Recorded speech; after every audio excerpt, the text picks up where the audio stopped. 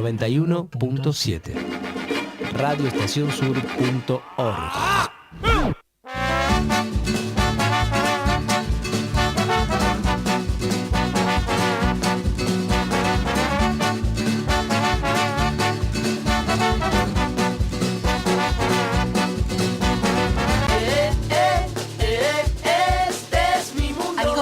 Un nuevo programa, Sin Fronteras. No es ideal, pero es mi mundo. Por Radio Estación Sur 91.7.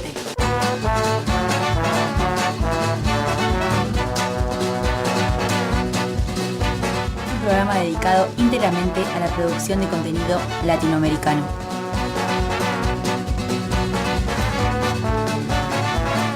No son los hombres lo que hacen la historia. Es la historia lo que los hace hombres.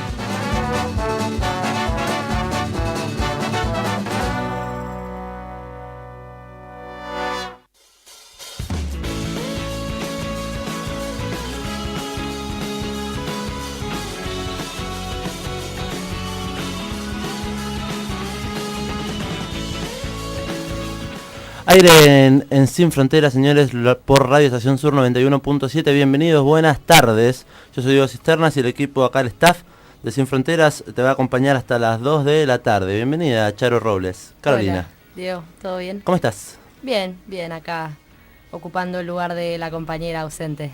Ya le mandamos desde ya saludos a Martina Blanco, que está desde su ciudad natal, con un par de problemitas personales, no pudo estar acá acompañándonos. Le mandamos un abrazo fuerte. Y bueno, que salga todo bien, ¿no? Así es. Bueno, tenemos, como todos sábados, estuvieron acá suplantando y haciendo este programa un éxito. Los chicos... el éxito que venían haciendo ustedes. No, pero... perfecto. Nicolás Martins, bienvenido al aire. Bienvenido y un saludo a todos los que están escuchando. Bueno, como todos saben, hablo de un personaje histórico y esta vez voy a hablar sobre José Gabriel Kodonkarki Noguera. Te digo el nombre y nadie lo conoce, pero cuando entra al bloque y diga realmente cómo se lo conoce, va a ser distinto. Bien. Igual no dimos inicio del país, de que vamos a hablar. Pero no, ahora lo vamos a dar. Estamos adelantando. Estaba ansioso, Nico. Justina Di Salvo, bienvenida al aire. ¿Cómo les va? ¿Todo bien? Belén Díaz también nos acompaña aquí. Hola, buenas tardes. David Bertelli nos opera desde los controles de Radio Estación Sur. Este programa con de todo, tenemos personaje literario, tenemos personaje referente del país, de nuestro hilo conductor en el día de hoy. También tenemos música. Caro, vía de comunicación. Bien, se pueden comunicar con nosotros vía Facebook en Sin Fronteras. El Twitter es @sinfronteras917. Nos pueden llamar por teléfono, el número es 0221-482-3215. Y para mandarnos mensajito de texto, 221-677-9000. Al aire, Charo Robles, toda la suerte para esta hora que nos queda, ¿no? Muchas gracias. Voy a tratar de llenar unos zapatos muy grandes que son los de nuestra compañera Marti, que la verdad es una genia y la extrañamos. Para el que no sabe, Charo ha estado del otro lado de los vidrios, produciendo cada programa desde el 7 de junio, si no me equivoco, que fue nuestra primera emisión. Esta es nuestro número 8, ¿no? Octava. Sí, Octava edición de Sin Fronteras, y nuestro hilo conductor del día de hoy va a ser Perú, así que nos trasladamos a la República de Perú. Exactamente, yo ya me adelanté igual.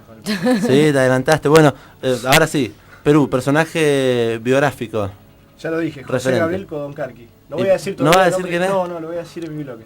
Para que la gente lo googlee, porque la gente no lo va a conocer, pero cuando le diga quién es, ahora sí, qué boludo. qué intriga. Claro. ¿Y el literario? Alfredo Pita, Alfredo una Pita. persona con una vida muy interesante, la familia muy interesante, así que lo dejo picando. Vamos a estar igual con música peruana así de la mano de Justina, así que quédate escuchando Sin Fronteras por Radio Estación Sur 91.7 y como cada programa, esto comienza con un panorama de noticias regional de América Latina.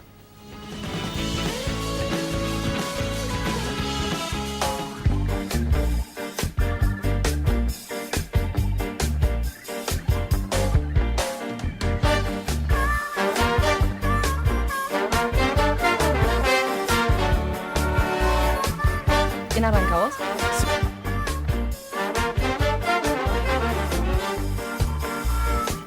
Y parte de la noticia que ha atravesado tanto a la República Argentina como al continente latinoamericano y a todo el mundo fue la recuperación del nieto 114, Ignacio Urbán, como lo llaman, con su nueva identidad, Guido Montoya Carlotto, el nieto de una abuela de la línea fundadora de Abuelas de Plaza de Mayo, Estela de Carlotto, ¿no? Le mandamos un beso a Estela, la verdad la noticia nos puso muy contentos a todos cuando nos enteramos. Fue una noticia que repercutió no solo en Argentina, una alegría para todos los argentinos, sino tanto a la región latinoamericana como al mundo ha repercutido esta noticia, la recuperación del nieto 114, el nieto 14 para Estela de Carlotto, así que bueno, una alegría, ¿no? Para todos, conmovedora noticia. Sí, la verdad muy cómodo. Es loco, es músico, pianista de Olavarría. Es de Olavarría, bueno, con nueva identidad, Guido Carlotto, también dijo que lo pueden llamar Ignacio, se siente Ignacio Urban, ¿no? Sí, Ignacio Urban. Él es músico y él ha estado en el 2010 en Música por la Identidad, así que en un festival organizado por la Identidad. Ha estado inmerso en el tema hace un par de años. Entonces. Hace un par de años estuvo y bueno, y este año fue que decidió interiorizarse y tenían duda su identidad, así que se hizo en junio los trámites de sangre, ¿no? Para ver. Muy contentos. 99,999% le dio hija de Laura y de Guido Carlotto. Así que un abrazo y bueno, una alegría para todos los argentinos. Así es.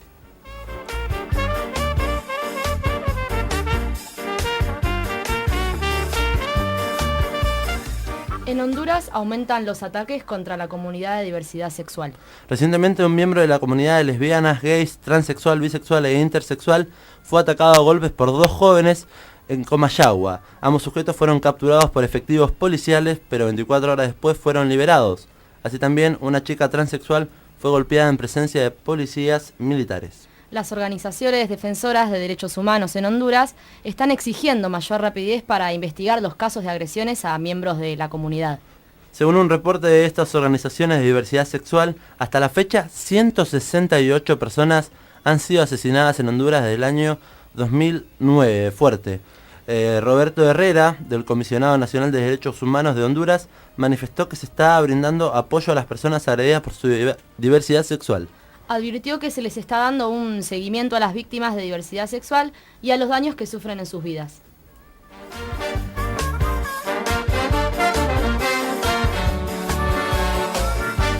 Evo Morales convoca a diferentes sectores a marchar en apoyo a Palestina.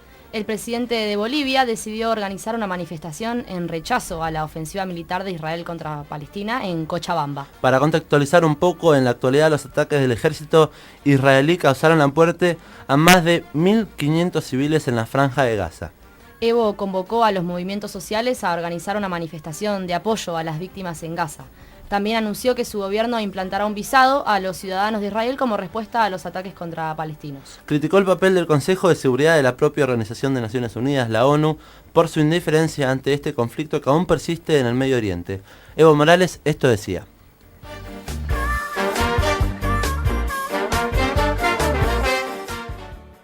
Ahora que están usando los derechos humanos para invadir militarmente, mediante los cascos azules de las Naciones Unidas o mediante el Consejo de Seguridad. Cuando el Consejo de Seguridad decide invadir un país, usa a OTAN, bombardeo, invasión. No hay ningún Consejo de Seguridad de las Naciones Unidas. Si hay algo de consejo, es un consejo de inseguridad para los pueblos del mundo. Cuando un pueblo como Palestina defiende sus derechos, su dignidad, su soberanía, imagínense la invasión de Israel. Cuando un pueblo se levanta para cuestionar políticas invasoras, no hay Consejo de Seguridad, no hay cascos azules de las Naciones Unidas, ni siquiera hay la representante de Derechos Humanos de las Naciones Unidas. ¿Dónde está ese defensor de los derechos humanos de las Naciones Unidas? Allí pasaba entonces la palabra del mandatario boliviano Evo Morales respecto a esta indiferencia que de las organizaciones de las Naciones Unidas ante este conflicto en Medio Oriente entre israelíes y palestinos.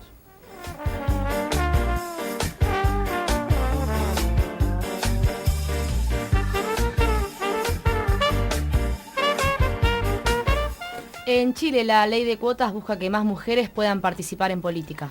El gobierno chileno ha presentado un proyecto de reforma que incluye una propuesta de cuotas de género para que más mujeres puedan postularse a cargos políticos. Chile es el país en América Latina con el menor porcentaje de mujeres en espacios con toma de decisiones, alertó Carolina Carrera, presidenta de Corporación Humanas, un centro de estudios y acción política feminista. De igual manera, la diputada del Partido Demócrata Cristiano, Jasna Provost, afirmó que insistirán en la aprobación de una ley de cuotas para las mujeres. El proyecto no solo cambiará el sistema electoral, sino que también incorporará una mayor participación de mujeres efectiva y real, declaraba la diputada. Igualmente, Marcela Sabat, diputada del Partido Renovación Nacional, decía lo siguiente.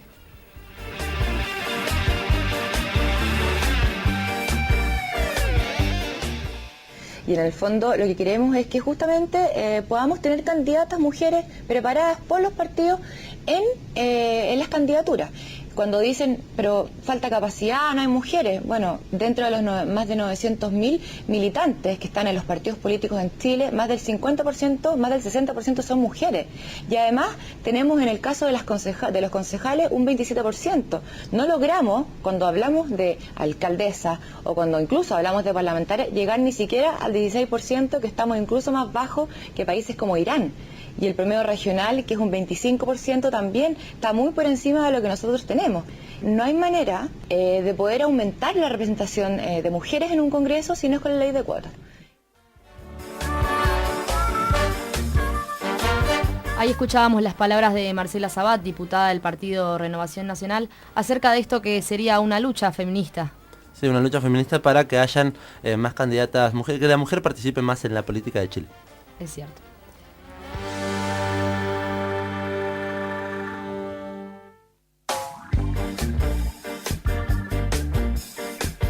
En Colombia, pueblo indígena Wayuu recibirá ayuda de Venezuela por la sequía que afronta.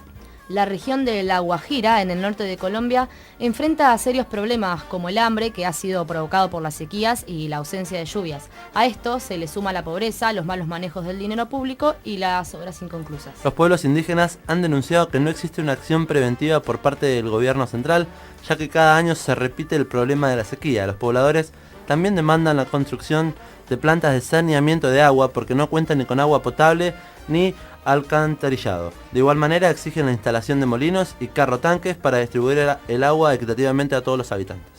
Frente a todos estos problemas, recientemente el gobierno de Colombia firmó un tratado alimenticio con Venezuela en beneficio de La Guajira, que está ubicada en la frontera entre ambos países. Gracias a este convenio, el gobierno venezolano suministrará productos de la canasta familiar a los indígenas, en base a un censo realizado en la localidad.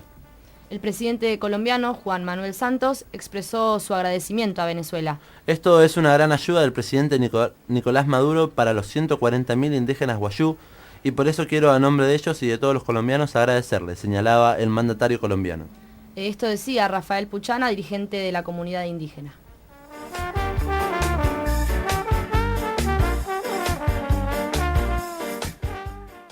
Siempre ellos dicen que nosotros no estamos contaminados, no estamos felices, estamos bien para ellos. Viendo la situación es grave, muy grave la situación preocupante que nosotros vivimos. Mira que ya en la parte de salud ya aquí se presentan ya problemas en la piel, la contaminación por el agua que nosotros tomamos aquí está totalmente contaminado. Esto decía el dirigente de la comunidad indígena, Rafael Puchana, acerca de la situación que está viviendo el pueblo indígena Wayuu.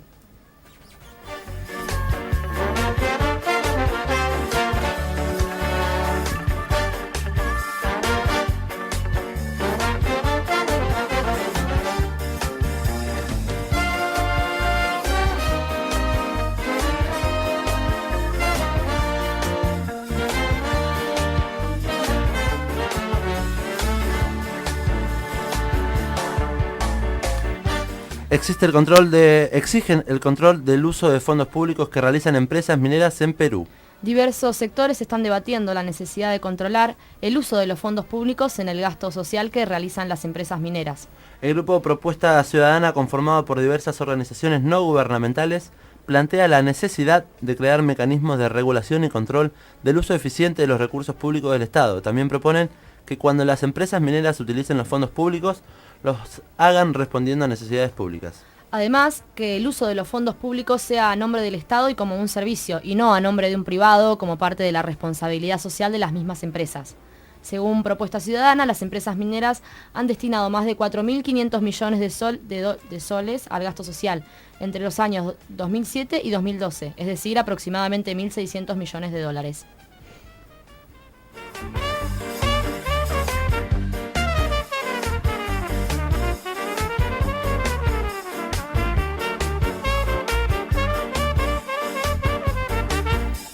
Allí pasaban entonces las noticias en este panorama regional, ¿no? De lo que acontece en toda Latinoamérica.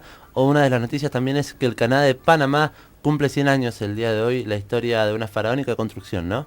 Que une los dos océanos. Es verdad, ahí la estamos viendo justo en este momento. En vivo, señores.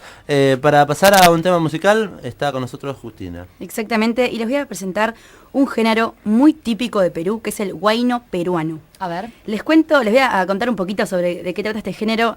Es un género musical y un baile peruano andino, es de origen prehispánico, de Serrania, Perú, y actualmente está muy difundido entre los países andinos que formaban parte del Tahuantinsuyo, principalmente en Perú. Nombre un poquito complicado. Les cuento que el nombre de este género provenía de la palabra quechua huayniunakunay. ¿Qué significa? ¿Qué significa bailar tomados de la mano? En la literatura usual en el Perú se escribe huayno, pero algunos dicen huayñu, que es en quechua, huayñu. Me encanta tu pronunciación. Huayñu, ¿viste? ¿La estuviste boleando o sale? La practiqué toda la noche ayer, toda la noche. Bueno, y este huayno adopta diversas variedades según las tendencias tradicionales de la localidad de la región y en cierta forma representa la cultura popular ancestral, que equivale a la cultura andina. Es considerado un baile representativo como la cachua o el chimaiche, que es un baile de pareja mixta, a veces es en ronda y otras es con una pareja en el centro. Es de pareja, pero a veces hacen una ronda y una pareja baila en el centro. Les cuento que el tema de este género se llama Qué linda flor y lo canta Víctor Manuel. ¿Vamos a escucharlo? Ver, que suene en Radio Estación Sur 91.7.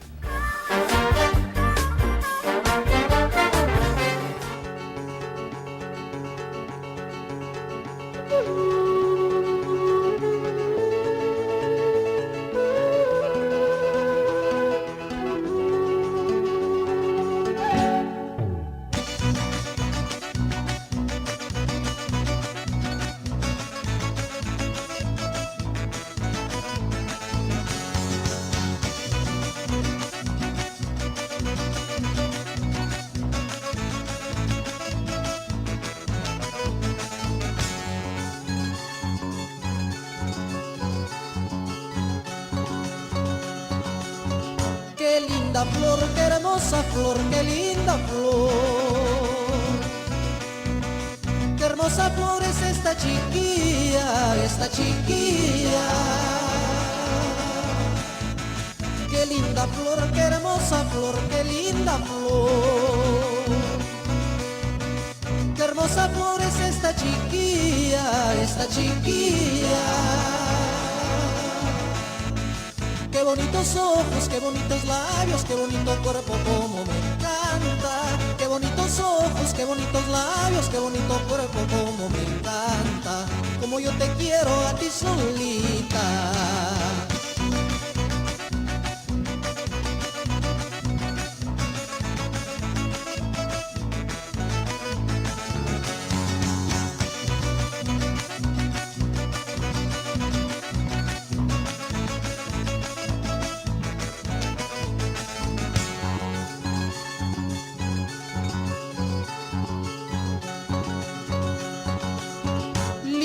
Tuscana, tú eres mi amor, tú eres mi amor.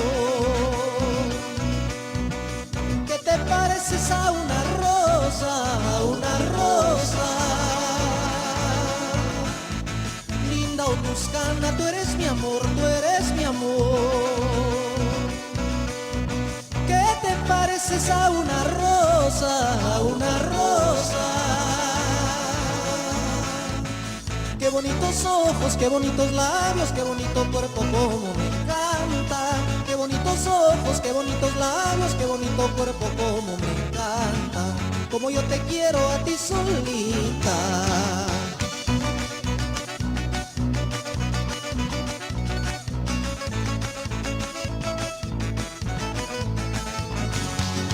Un saludo para mi hermosa tierra de Otusco y para las lindas chicas.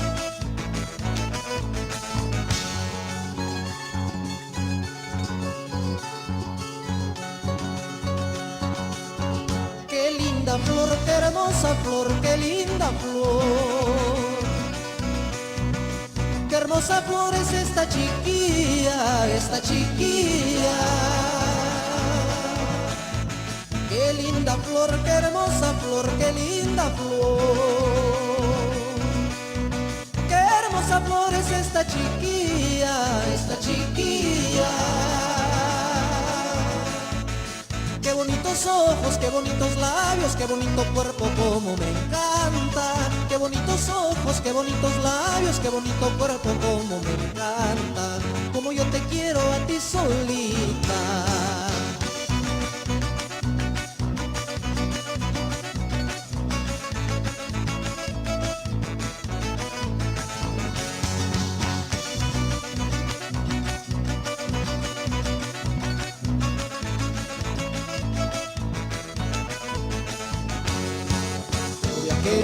Te voy a adorar, a mi linda tierra te voy a llevar. Te voy a querer, te voy a adorar, a mi linda tierra te voy a llevar. Te voy a querer, te voy a adorar, a mi linda tierra te voy a llevar. Te voy a querer, te voy a adorar, a mi linda tierra te voy a llevar. Te voy a querer, te voy a adorar, a mi linda tierra te voy a llevar. Te voy a querer, te voy a adorar, a mi linda tierra te voy a llevar.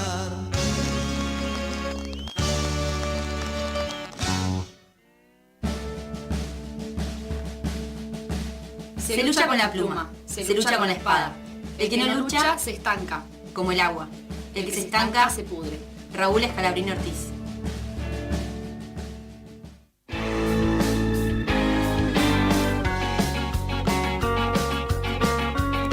Seguimos al aire en Sin Fronteras por Radio Estación Sur 91.7. Ahí pasaba un guayno peruano, qué linda flor, y te voy a querer, te voy a llevar, decía el estribillo. Nos llevó a la tierra peruana, ¿no? Se me pegó la canción, no la puedo parar de cantar. Al último se puso como movidita, Sí, está sí, bueno sí, para sí. seguir bailando, que siga así. Bueno, este baile en pareja, como nos comentaba Justina Di Salvo hace instantes nomás.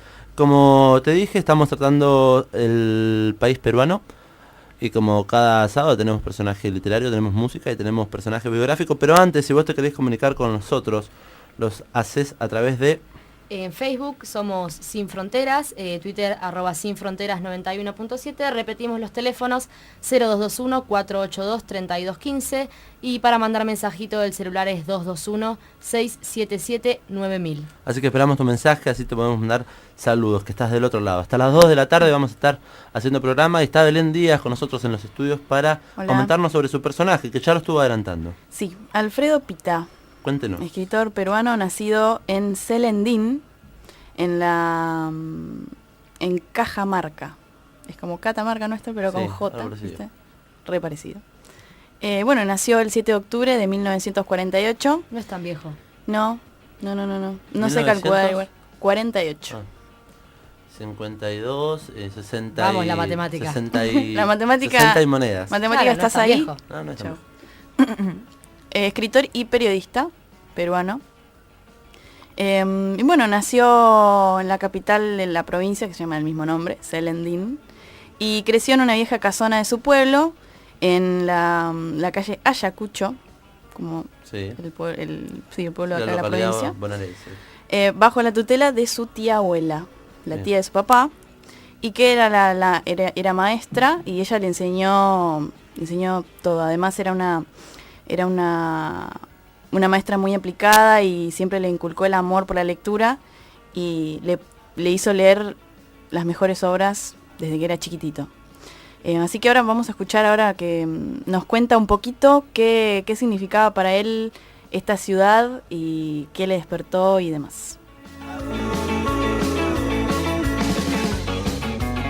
Tengo la sensación de que Celendín, ese pequeño punto en el mapa del Perú perdido en los Andes del norte, era un universo inconmensurable. Es para mí el punto de la realidad, de mi realidad, a partir del cual yo contemplaba no solamente el mundo, sino el universo.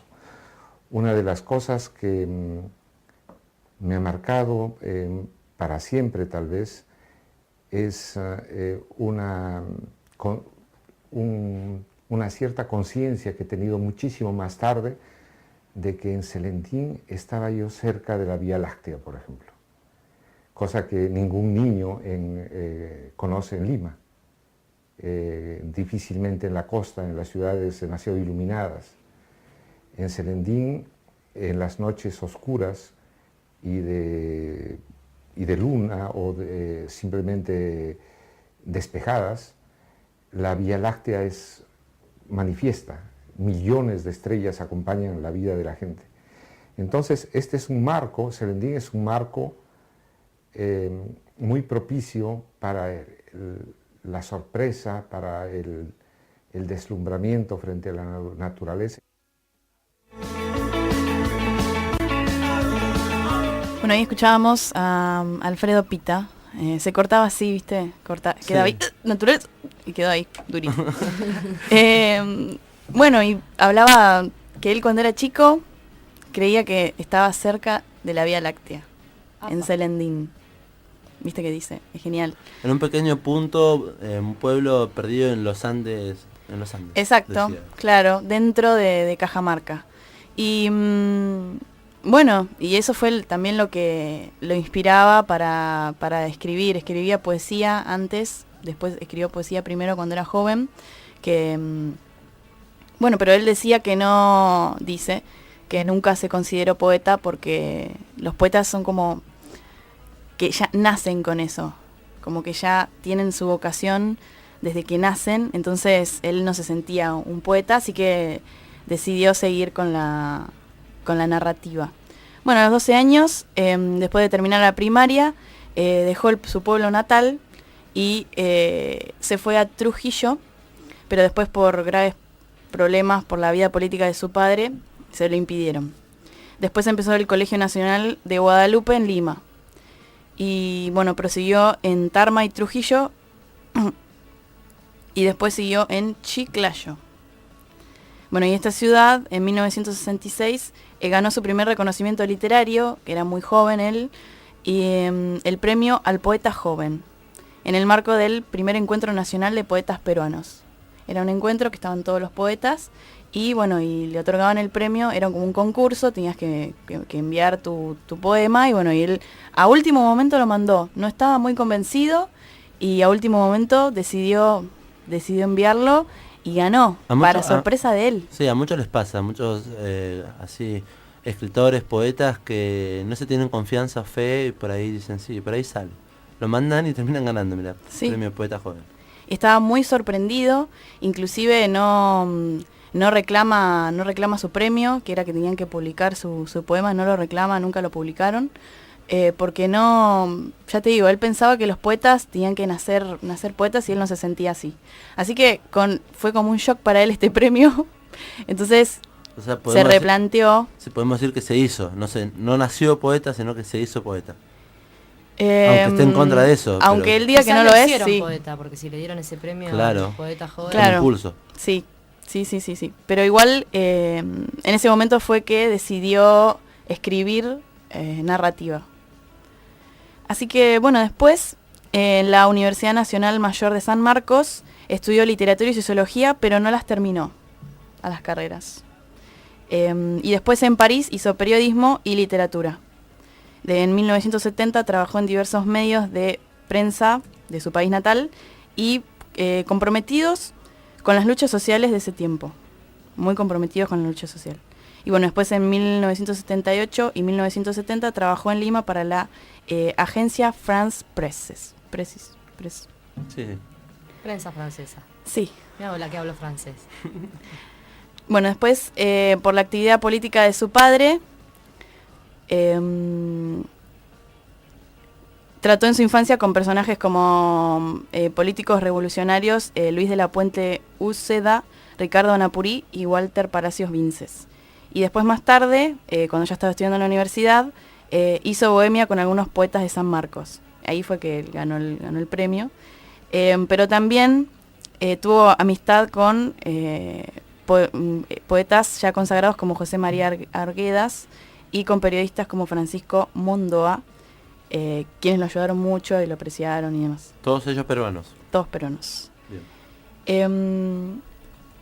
Bueno, y ahí fue que dejó la poesía y se puso a escribir narrativa y todos cuentos, algunos de los cuales los publicaría años después.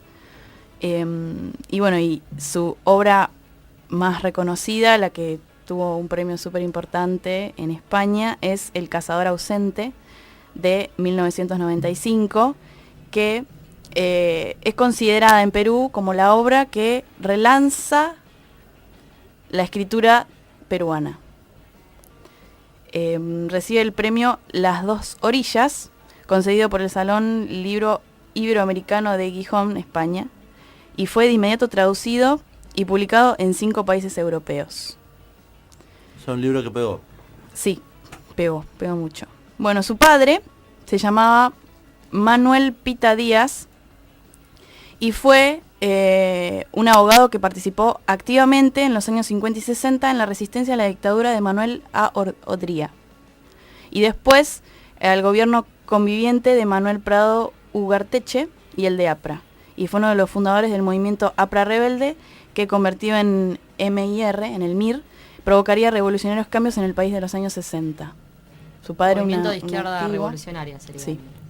Un activo militante de la política, y él tiene una opinión muy particular sobre su padre, así que vamos a escucharla ahora.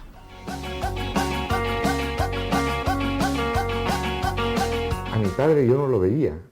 A mi padre yo lo admiraba de lejos por lo que se decía de él. Todos sabíamos de él cuando estaba perseguido o escondido, porque la dictadura de Odría o el gobierno que vino luego lo perseguía. Entonces a mi padre, cuando nos visitaba, era todo un acontecimiento, ¿no? Y cuando él llegaba a la casa, yo tenía ante mí a una persona a la que conocía poco, a la que quería mucho, a la que admiraba mucho, pero a la que conocía poco, por lo que me inhibía, me cohibía un poco. Su acción y todas las historias que se decían de él en la familia y los vecinos, la gente de Serendí, la gente que lo conocía, por supuesto también contribuyó a sembrar en mí otra faceta, ¿no? que me va a marcar mucho, que es la política. Muy temprano, niño aún, me voy a esforzar por entender qué es esto de la política que le interesa tanto a mi padre, y qué es lo que mueve a mi padre, cuáles son sus ideas.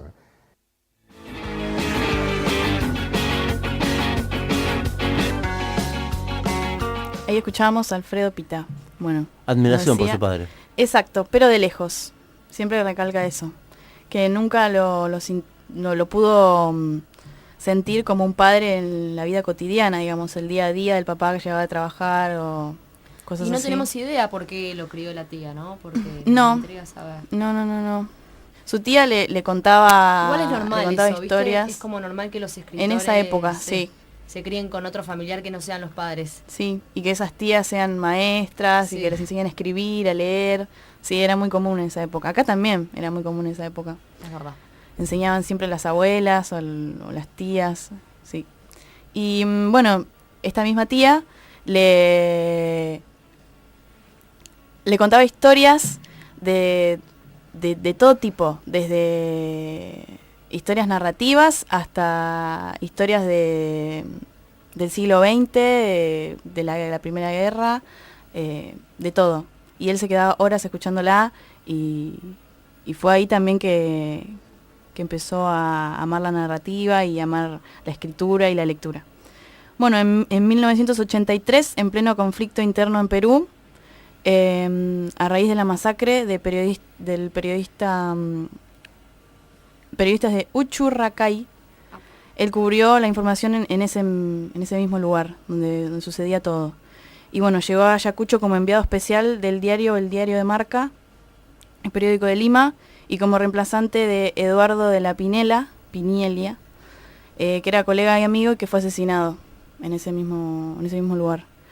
Y bueno, ahí mismo recibió amenazas para que deje de contar lo que estaba pasando, para que deje de contar todo lo que estaba sucediendo. Bueno, actualmente vive en París y trabaja en la sede de la agencia France Press. Prensa francesa, Sí, lo comentábamos no antes. sé. Bueno, y en el plano literario está preparando una novela sobre la violencia interna peruana y otra que tiene como escenario a su ciudad natal, Celedín. Así que, bueno, se destaca por su escritura social. O sea, al igual que los otros escritores que había traído, él también, el periodismo inclusive trataba de contar lo que le está pasando a su sociedad. Exacto, sí. Así que ahora vamos a escuchar que él nos cuenta más o menos qué significa para él esto y un par de cositas más.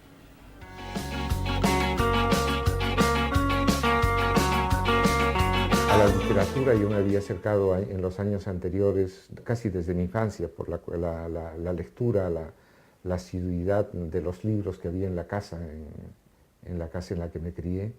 Y mi adolescencia, por supuesto, estuvo muy marcada por este binomio lectura, percepción de la realidad, compromiso con la realidad, que se acentuó mucho hacia mis 15 años con la muerte de Javier Heró, poeta. Entonces allí hay una etapa de consolidación de mi vocación, de mi vocación expresiva y a la vez de compromiso. Pero no hay un desarrollo consciente que me va a llevar a decir, a partir de este momento voy a procurar hacer una obra y voy a procurar publicarla. La cosa va a venir muy por episodios después.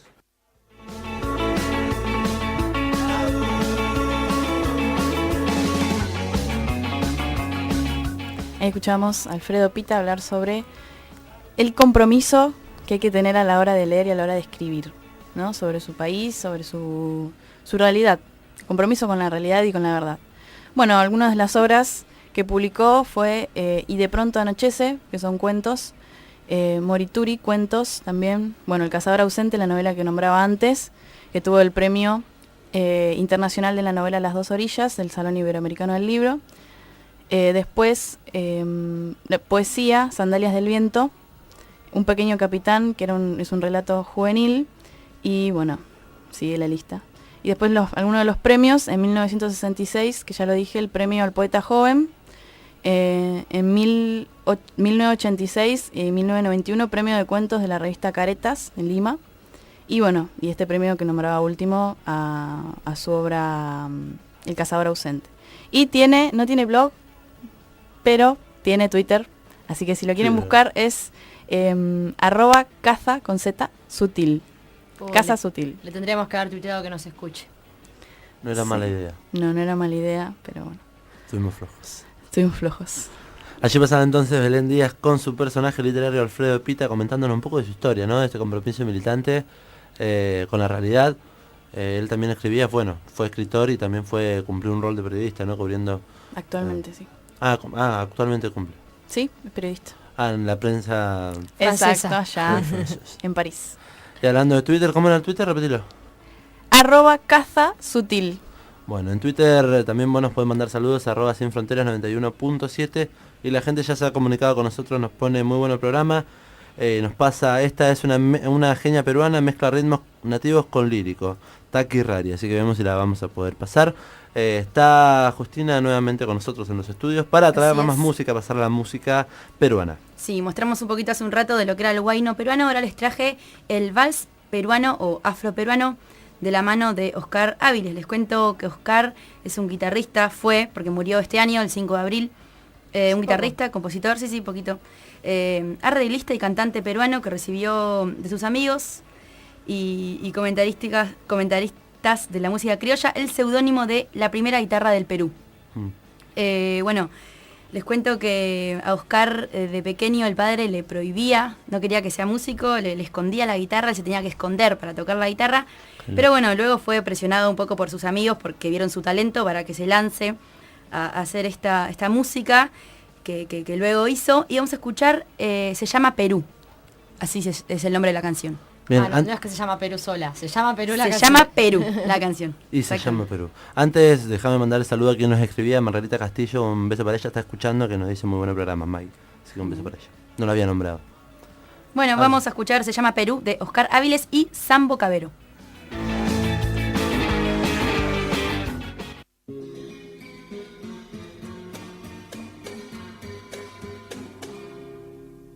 Cosechando mis mares, sembrando mis tierras, quiero más a mi patria. Mi nación que luchando rompió las cadenas de la esclavitud. Es la tierra del Inca que el sol ilumina porque Dios lo manda. Y es que Dios a la gloria le cambió de nombre y le puso Perú. Atesoran sus playas la riqueza pesquera de mi mar soberano. Y en la Sierra Maravilla la nieve perpetua es bandera de paz. La montaña en sus venas guardaba el petróleo de nuestro mañana. Y la tierra serrana nos da manos llenas, el acero y el pan. Y se llama Perú, con P de patria. La E del ejemplo, la R del rifle, la U de la unión.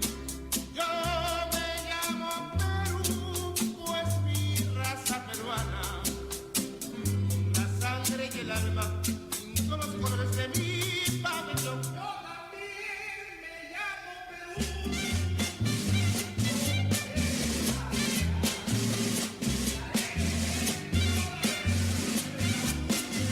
Yo me llamo Perú, pues mi raza peruana, con la sangre y el alma, pinto los colores de mi pabellón.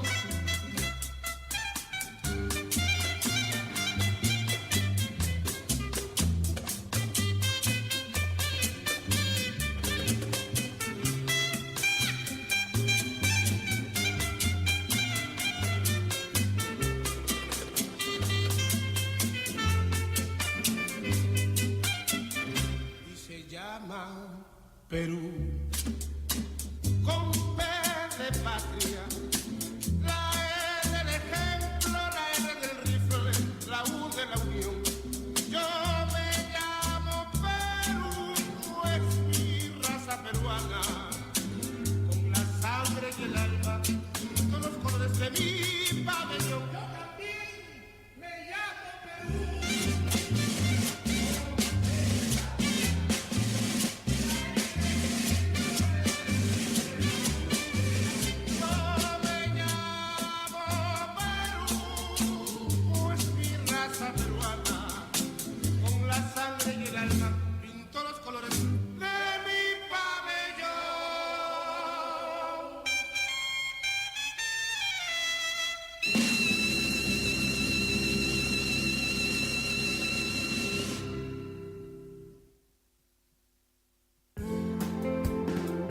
Los pueblos deprimidos no vencen. Nada grande se puede hacer con la tristeza. Arturo Jaureche.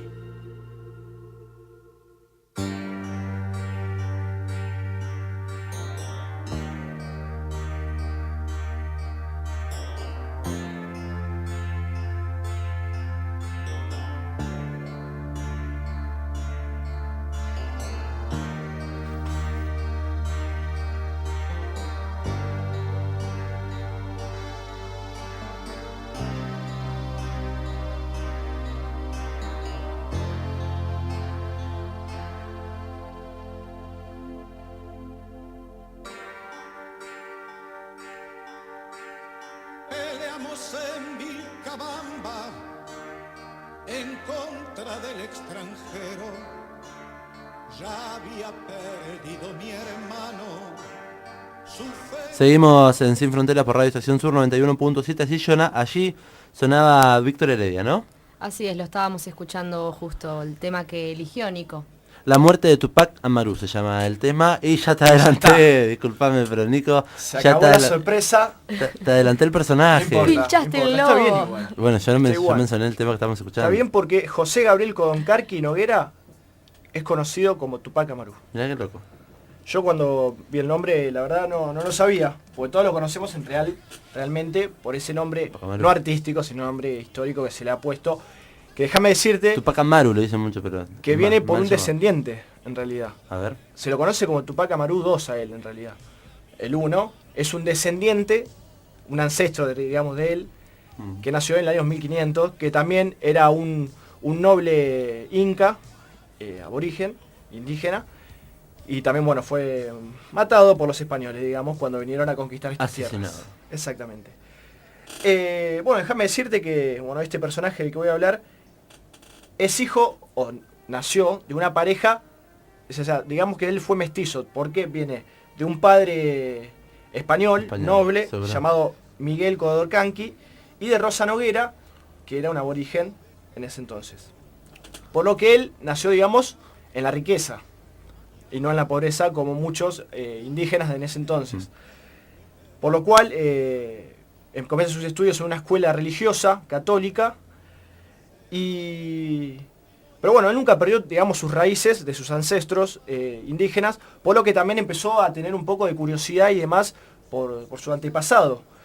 Por lo que también él hablaba idiomas como, bueno, el castellano obviamente, el quechua, que es originario, digamos, originario, el latín, más por sus orígenes del padre. Europeos. Exactamente. También lo aprendía en el colegio. Pero bueno, cuando empezó a tener esas curiosidades por sus antepasados aborígenes, lo expulsan del colegio.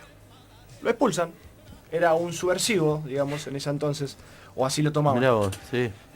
Por ende deja y empiezan los comercios familiares, como comerciante en ese entonces. Y a los años, bueno, con 20 años, o sea, un jovencito, 3 años menos que yo, se casa. ¿Y por qué voy a decir que se casa? Pues generalmente no comento en los personajes históricos. ¿Cuántos años? 20 añitos tenía. 20 añitos. Pero bueno, antes era común. Sí, esas cosas. Se casa con Micaela Bastidas Puyuacucha. Originaria. Obviamente originaria. ¿Y por qué lo destaco? No hay duda. Porque va a ser la persona que lo va a acompañar y es muy importante en la vida de él. Después lo vamos a retomar. Tuvo 3 hijos con él, Hipólito, Mariano y Fernando. También lo destaco porque hay una historia detrás de ellos. Y bueno, déjame decirte que este personaje, ¿por qué es tan importante? Porque fue el líder de la mayor rebelión anticolonial de la época, que fue en 1780, discúlpame, un año antes de que lo maten. Bueno, como te decía... 1780. O sea, hace mucho. Como te decía, empezó a ser comerciante y también lo meten como líder, o sea, lo eligen como líder aborigen. Para ser defendido, digamos, los aborígenes lo eligen como líder, ya que, bueno, porque era poderoso y demás. Entonces se compromete en eso y pide a las autoridades españolas, el virreinato de Perú en ese entonces, liberar a los aborígenes porque estaban sometidos a la esclavitud en ese entonces. Era un tiempo totalmente desconocido de lo que hay hoy en día. Estaba la esclavitud y demás, y los indígenas eran la mano de obra para ese entonces. Obviamente se lo denegaban, no querían saber nada los españoles con eso.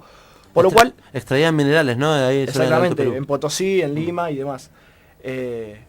Por lo que, bueno, empezó a juntar personas que se quieran rebelar ante esta... No dictadura, este virreinato de Perú. Y empezó a juntar adeptos. Armó su séquito. Y armó su ejército, si se quiere. Sí. Ejército revolucionario. Y muy numeroso, por cierto, apoyado también por muchos nobles aborígenes, que eran muy pocos, pero bueno, lo eran. ¿Y por qué hablaba de la esposa? Porque la esposa obviamente tomó decisiones muy importantes para esta rebelión y demás. Y bueno, se cometieron muchas guerras, en las cuales muchas han sido ganadas por Tupac Amaru.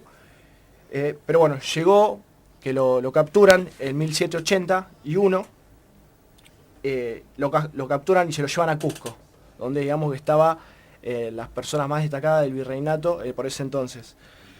Bueno, lo encarcelan y le hacen millones de torturas con el afán o el fin de que él hable y comente, por ejemplo, las estrategias que tenían, porque aún agarrándolo, seguía el ejército de él, actuando y tenía grandes regiones.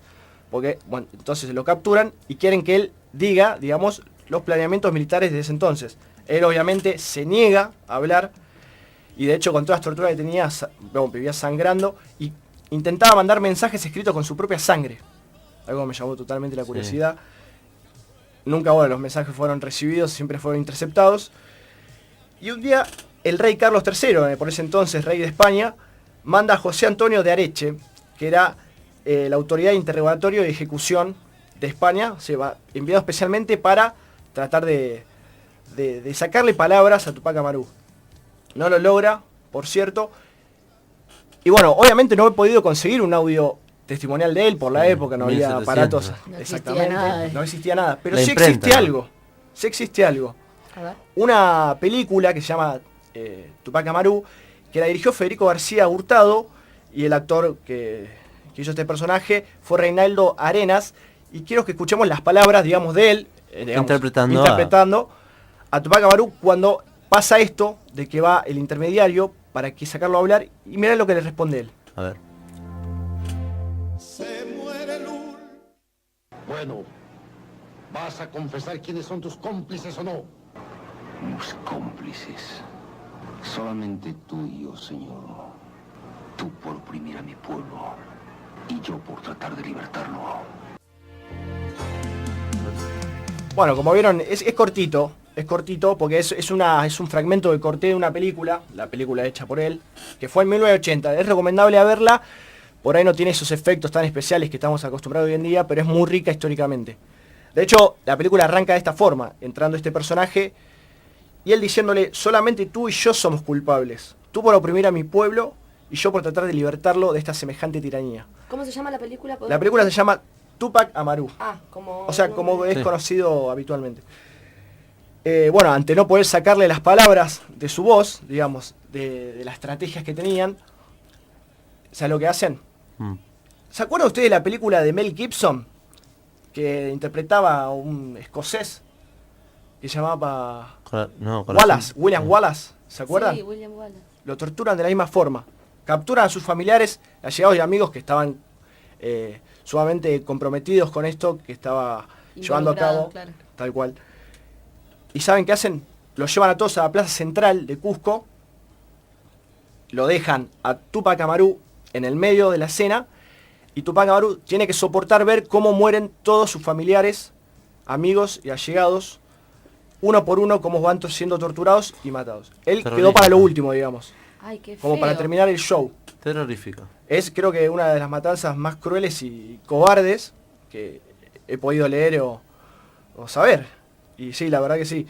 Bueno, lo dejan para el final. Pero déjame decirte algo, perdón. Matan a todos menos al hijo menor de él, que se llama Fernando, que en ese entonces tenía 10 años. Pero no zafa, sino que tiene un destino peor, ya que los destierran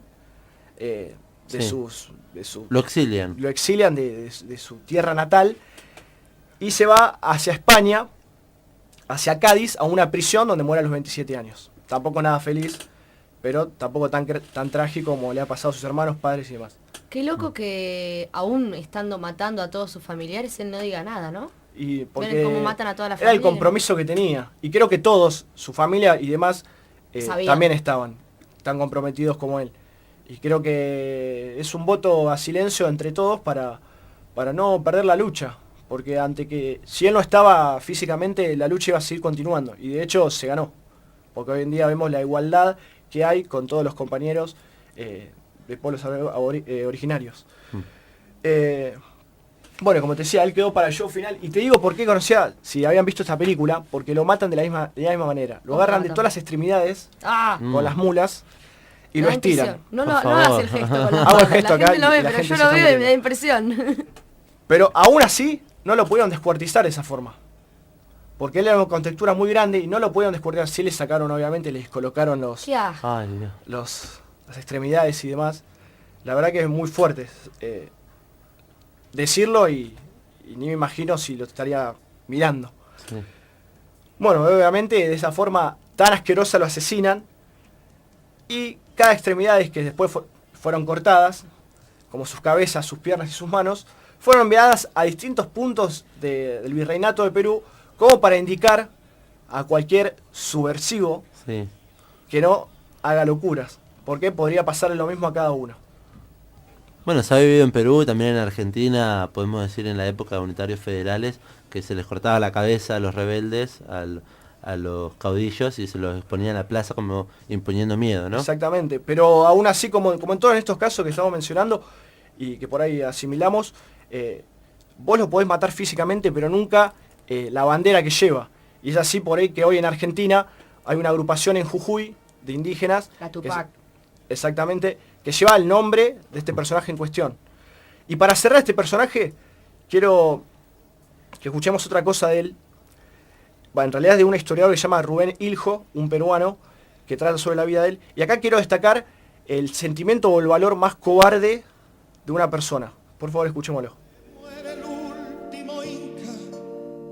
¿Quién captura a Tupac Amaru?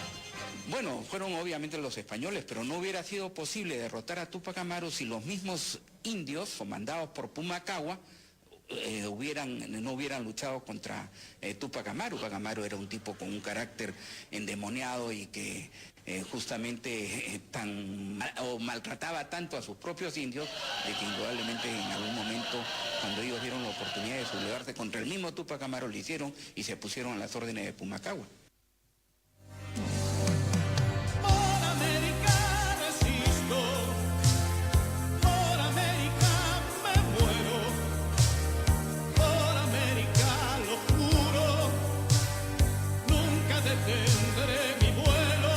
Bueno, ahí pasaban las palabras de este historiador peruano, que en lo que yo quiero destacar es que lo traicionan, según él ha estudiado, sobre los mismos indígenas, y esto es lo que quiero destacar, que por ahí por miedo, o no sé por qué razones, es traicionado por la misma gente que él defendía, y por eso destacar ese valor tan asqueroso de un ser humano como la cobardía o la traición que han tenido con él, con este personaje que ha defendido siempre los derechos de los indígenas.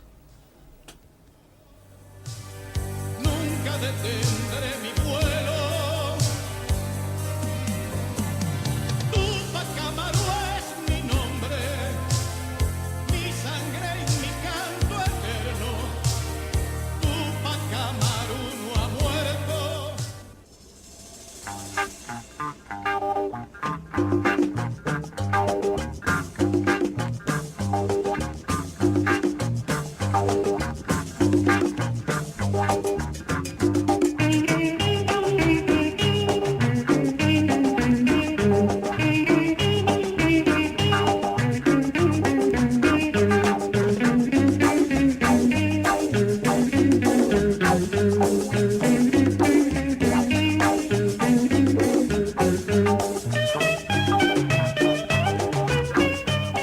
Estamos escuchando acá Root of Chicha, que les cuento que es un compilado de cumbias de Perú, cumbia psicodélica, función cumbia con música electrónica, y este tema se llama Sonido Amazónico y es de Los Mirlos, que luego vamos a hablar un poquito de Los Mirlos, que es una banda de Perú, que también hacen este tipo de música, pero en este disco Root of Chicha hay Root of Chicha 1 y 2, por el momento, pero seguramente luego van a salir más.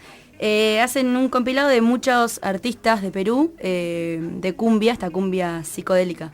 Vamos a escuchar un poquito más. Que suene.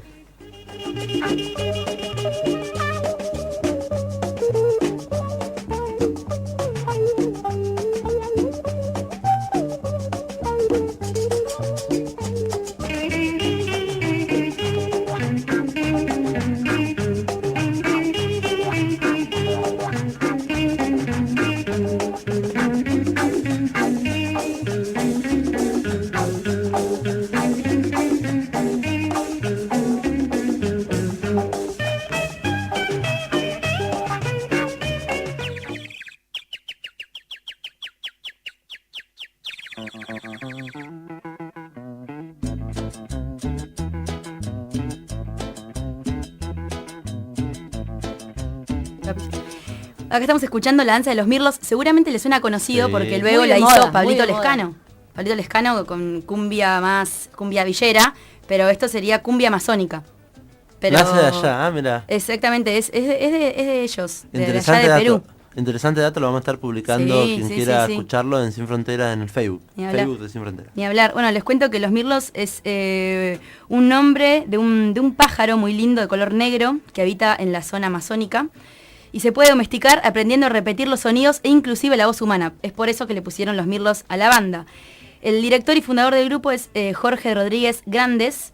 Es autor, compositor e intérprete. Nació en Moyobamba, el departamento de San Martín, allá en Perú. Y bueno, empieza a interpretar sus primeras composiciones utilizando la guitarra eléctrica y el acordeón en compañía de su hermano menor Carlos Rodríguez Grandes y en el año 1973, en Lima, junto a sus hermanos Segundo, Carlos y su primo Wagner, decidieron unirse para demostrar su arte a todo el mundo, lanzando canciones inéditas en ritmos tropicales como esto, siguiendo el ejemplo de su padre, don Gustavo Rodríguez Sandoval, que era un músico también conocido en su época de Perú. Así que dejémosle un poquito que suene, un poquito más. Sí. Tema conocido. Para ya pasar... Para pasar ahora a otra cosa que es nada que ver. Pero es una artista peruana reconocida. Es muy conocida, se llama... Reconocida, no que es muy conocida. Es reconocida, pero también es reconocida. Sí, también. Hace poco fue muy conocida a nivel, yo creo, no sé si mundial, pero sí latinoamericano. Sí. Se llama Wendy Zulka Quispe. Y bueno, ella nació el 22 de abril de 1996. Es chiquita, tiene 18 años. Es una cantante peruana de música andina. Ahí vamos a escuchar. Ella se hizo conocida por su exposición mediática en YouTube. En la red, sí. Claro, sí, ella empezó a subir videos en YouTube. Estamos escuchando Cerveza, Cerveza. Uy, qué ganas de salir. Te dan ganas de salir, ¿no? Este tema. Y bueno, esto es música andina, huayno también, lo que estuvimos escuchando antes. Y ella está haciendo esta música desde el 2005 hasta la actualidad. Pero ahora se modernizó un poquito más, dejó de lado sus raíces andinas, de la música andina. Qué feo. Sí, feo, bueno, pero es lo que vende. Y empezó a hacer música más pop. Y ahora vamos a escuchar un cover que hizo de una canción de Miley Cyrus que se llama Explosión. A ver, haciendo nada pop. que ver, sí, Haciendo pop. nada que ver a lo que veníamos escuchando de ella. Qué voz tan particular que tiene, ¿no? Sí. Como que Muy te aguda. penetra los tímpanos, Sí. me parece. Sí. Los tímpanos y los vidrios también. Sí. El tema conocido, sí. Es conocido. Ella lo latinoamericanizó un poco porque está cantado es en un español. hit de Miley Cyrus. Sí, exactamente. Miley Cyrus ha sido muy reversionada, ¿eh? Sí, la copian mucho y porque bueno, es muy querida por los jóvenes, Miley Cyrus. Y ya tiene 18 años, así que debe ser fan de Miley Cyrus, me imagino. Y también vamos a escuchar ahora, Ya para despedirnos. para despedirnos, a una mujer que también se hizo conocida por sus videos en YouTube, que se llama La Tigresa del Oriente. Oiga, sí. En realidad se llama Juana Judith Bustos Ahuite, pero es conocida como La Tigresa del Oriente. Este tema se llama Nuevo Amanecer. Ella es una cantante, es compositora, actriz y saben que también es maquilladora y peluquera peruana. Y bueno, se hizo conocida gracias a sus videos. Es cantante también de cumbia amazónica. Y yo creo que este tema nos despedimos en este sábado. No puedo parar de bailar. Para hoy a la noche salir y mover las cachas. No podíamos no pasar La Tigresa del No Oriente. podíamos no pasarlo, claramente. Yo salgo todos los sábados porque Justina me pone estos temas Sí, en el es por programa eso. y no puedo evitar salir. Me imagino, sí, tal cual. A todos nos debe pasar lo mismo. Queremos quedarnos estudiando, pero con este programa no se puede. Así con esta música nos despedimos. Carolina Robles me ha acompañado a mí, yo soy Diego Cisterna, estuvimos en la conducción. Felicitaciones, lo hiciste muy bien. Muchas gracias. Un David saludo grande, Martín. Bertelli nos puso, no estuvo en operación, nos puso al aire. Esto fue el equipo de Sin Fronteras. Hasta el próximo sábado, se quedan escuchando Radio Estación Sur 91.7.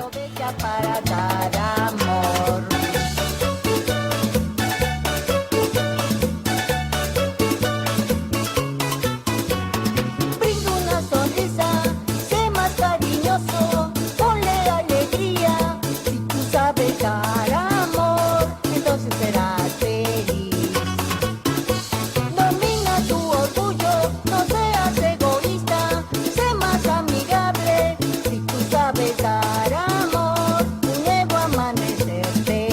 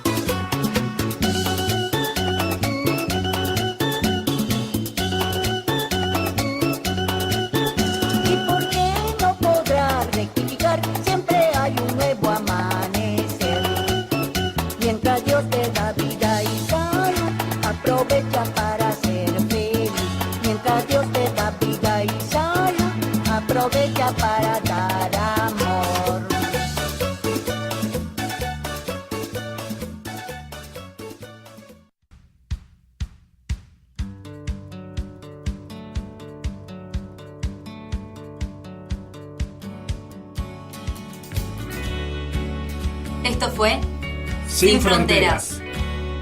Tu programa dedicado íntegramente a la producción de contenido latinoamericano.